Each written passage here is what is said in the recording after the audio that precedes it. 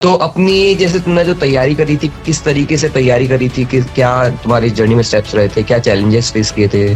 तो 11th में मेरे एक फ्रेंड ने सजेस्ट किया कि पीडब्ल्यू का बैच लॉन्च हुआ है, ज्वाइन कर लो। क्या चैलेंजेस आए इस जर्नी में? सर बेसिकली जो ज़्यादा चैलेंज था वो क्लास 12th में ही था, बिकॉज बोर्ड भी थे। तो मैं 1 बजे तक अपने सारे तीनों लेक्चर में ख़त्म कर लेता था। अभी जो बच्चे तैयारी कर रहे हैं उनको क्या मतलब मैसेज देना चाहोगे, किस तरीके से उनके साथ? पेपर इतने फ्लो में जा रहा था कि वो पता ही नहीं चला कि वो गलत हो गया, जो सबसे गलत इजी हो गया। क्वेश्चन थे वो भी। क्योंकि कई बार ऐसा होता है कि हमको नहीं पता लेवल कौन से सेट में क्या रहने वाला है। अच्छा लगा बेटा तुमसे मिलकर बात करके। थैंक यू ठीक सर। है। All the best for your future. Good morning sir. क्या हाल चाल? गुड मॉर्निंग, गुड बढ़िया मॉर्निंग। है। बढ़िया। सूर्यांश नाम है। हेलो। Yes sir. ओके। अच्छा। तो तुम्हारे अभी जेई मेंस में कितने मार्क्स आ रहे हैं? सर 230। 230 आ रहे हैं, अरे वाह। चलो बहुत अच्छे, कॉन्ग्रेचुलेशंस।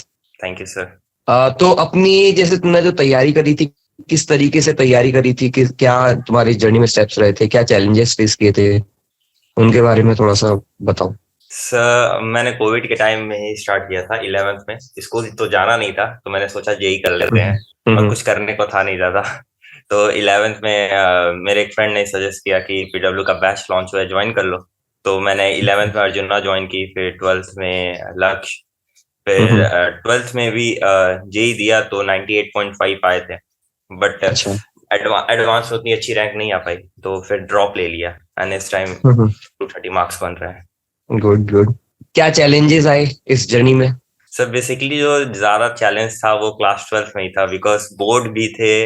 फिर जब एग्जाम नजदीक आ रहा था तो प्रैक्टिकल्स थे, उसे लास्ट के दो मैनेज महीने करने में सर फोकस बहुत। करना बड़ा मुश्किल होता है। हाँ यस सर। पहला मेरा जनवरी अटेम्प्ट तो गया था, लेकिन अप्रैल अटेम्प्ट में मेरी परसेंटाइल थोड़ी कम हो गई थी फिर, बिकॉज वो ओके। कोर्स की वजह से पूरी। हाँ हाँ हाँ। तो वो ओके। ज्यादा डिफिकल्ट था। एंड ड्रॉप ईयर में तो काफी अच्छे से किया। इसमें भी थोड़ी थोड़ी डिफिकल्टी थी, बट वो तो चलती जैसे रहेंगी। जैसे तो जैसे कि टाइम मैनेजमेंट नहीं हो पाता था, लाइक डीपीपीज आती थी तो मैं जनरली नहीं कर पाता था। मैंने सिलेबस ही बीच में ही स्टार्ट किया है। मैंने फिजिक्स रोटेशन मोशन से स्टार्ट की है, केमिस्ट्री मैंने ऑर्गेनिक से स्टार्ट की है, मैथ्स मैंने कोऑर्डिनेट ज्योमेट्री से स्टार्ट की है। जो स्टार्टिंग के जो चैप्टर्स थे छोटे छोटे, वो मैंने खुद से किया था, मुझे लगा मैं ही कर लूंगा। फिर बाद में रियलाइज हुआ नहीं, थोड़ा ज्वाइन भी कर लेते हैं, नहीं तो काफी कुछ छूट जाएगा। मैं अपने से ही कर रहा था वो सारी चीजें, वो छोटे चैप्टर्स से। ओके। कितने घंटे पढ़ाई करते थे, मतलब जैसे किस तरीके से पढ़ाई, रूटीन क्या रहता था तुम्हारा? Sir 8 to 9 hours on an average, कभी ऊपर नीचे हो जाता था। स्टार्ट में तो 9 बजे करता था सुबह मॉर्निंग में, फिर हम्म। क्लासेस चलती थी।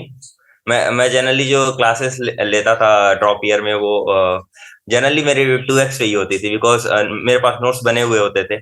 बस मुझे कॉन्सेप्ट को हम्म। रिवाइज करना होता था, जो क्वेश्चन प्रैक्टिस करनी होती थी। तो मैं 1 बजे तक अपने सारे तीनों लेक्चर में खत्म कर लेता था।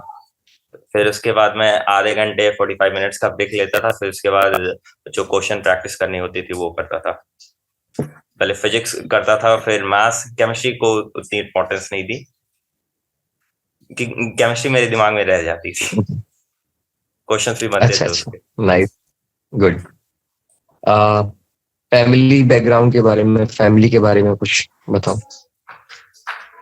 सर मेरी तो जॉइंट फैमिली है। पापा मुंबई में काम करते हैं, मार्केटिंग में ही जिस।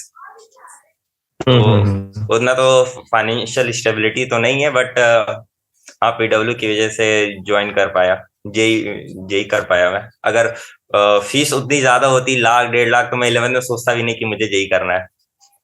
तो फीस इतनी कम थी तो मैंने कहा चलो ले लेते हैं, तो उससे हुआ, तो उससे ये सब स्टार्ट हुआ। अ, अभी जो बच्चे तैयारी कर रहे हैं उनको क्या मतलब मैसेज देना चाहोगे, किस तरीके से उनके साथ, मतलब कोई ऐसी एडवाइस जो तुम्हें लगता है कि नहीं यार ये चीज मैंने गलत करी तो शायद हो सकता है कि कोई और बच्चा उसको बेटर कर पाए? मैं तो यही करना चाहूंगा कि जो टेस्ट में जो सिली मिस्टेक्स होते हैं उसे काफी अच्छे से देखा। लाइक मैंने भी इस एडवांस में अगर मैंने मिस्टेक्स नहीं की होती लिटरली, तो मैं 250 अबव होता। मैंने बहुत क्वेश्चंस में कैलकुलेशन एरर की है, मतलब जिनका कोई पॉइंट नहीं बनता है। वो जल्दबाजी में पेपर इतने फ्लो में जा रहा था कि वो पता ही नहीं चला कि वो गलत हो गया, जो सबसे गलत इजी हो क्वेश्चन थे वो भी। तो जब पेपर बहुत इजी जाए, जब चीजें लगे कि बहुत स्मूथ जाए, तभी भी रीचेक करना चाहिए कि कहीं कुछ फॉल्ट नहीं हो रहा, अनजाने में हो जाता है। कई बार होता है ऐसे।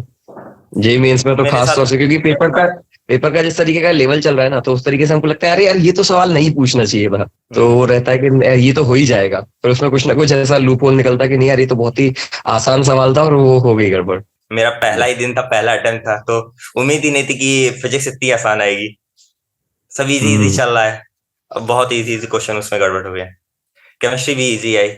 मैथ्स मैथ्स में तो मॉक का जो लेवल था उससे आधे से भी कम पे था जेई मेंस।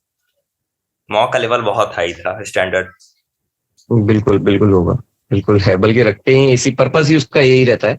क्योंकि कई बार ऐसा यस होता सर। है कि हमको नहीं पता लेवल कौन से साइड में क्या रहने वाला है। तो हर चीज को कवर करके बेसिकली इस तरीके के मोस्ट प्रोबेबल चांसेस होते हैं, तो मॉक टेस्ट डिजाइन भी उसी बेसिस पर किए जाते हैं। ठीक है। और कोई बात जो तुम शेयर करना चाहो? सर, पीडब्ल्यू के सपोर्ट के लिए बहुत थैंक यू। लाइक इतनी लाइक फीस काफी कम है, जिससे मैं भी अफोर्ड कर पाता हूँ उसको। फिर लेक्चर्स आते हैं हमेशा रेगुलरली, पीडीएफ सॉल्यूशंस होते हैं, वीडियो सॉल्यूशंस होते हैं। एंड बस मैं ही नहीं, मेरे भी बहुत सारे फ्रेंड्स हैं। लाइक एक मेरा फ्रेंड है, उसकी उसका शायद 1 जनवरी का सेकंड रन था, एंड उसके भी 200 मार्क्स बन रहे हैं। अरिजीत विश्वकर्मा, काफी अच्छा। अच्छा बच्चा वो भी है। तो हम दोनों हैं, तो और बाकी दोस्त हैं, तो हम दोनों में कंपटीशन रहता है कि हाँ कौन आगे जाएगा कौन पीछे जाएगा।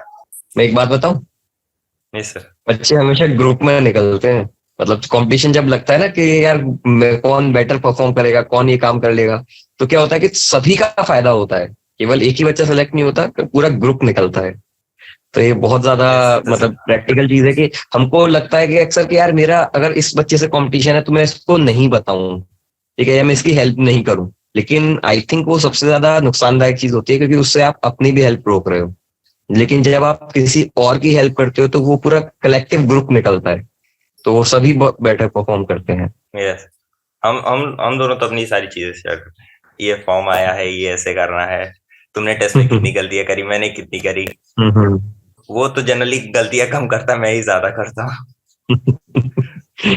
अच्छा लगा बेटा तुमसे मिलकर, बात करके। थैंक यू ठीक है। Sir. All the best for your future. और जेई एडवांस की प्रिपरेशन अभी करते रहना, क्योंकि अभी काफी टाइम है और इजीली तुम क्रैक कर सकते हो जेई एडवांस भी। ठीक है। तो and if you need any help please feel free to reach out. Okay sir. ठीक है। Thank you. Okay. All the best बेटा। Thank you sir.